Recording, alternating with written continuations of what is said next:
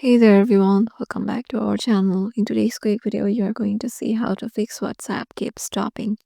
So let me show you. If you want enter your WhatsApp application, there might be a problem that after 1, 2, 3, 4, or 5 seconds, the WhatsApp stops and it shows you a layout like WhatsApp and it shows you a layout like WhatsApp stopped working.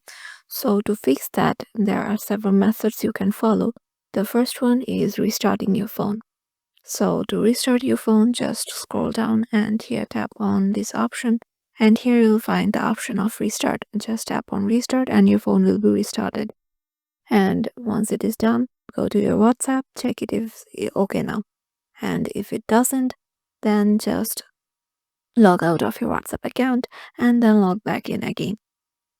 And if it doesn't work, log into your WhatsApp account and just log back in again. So if the problem still persists, just uninstall your WhatsApp application and install it again via your Play Store. And yeah, these are the ways you can follow to fix the WhatsApp keep stopping problem. Hope this hacks will help you out and we will see you in the next video.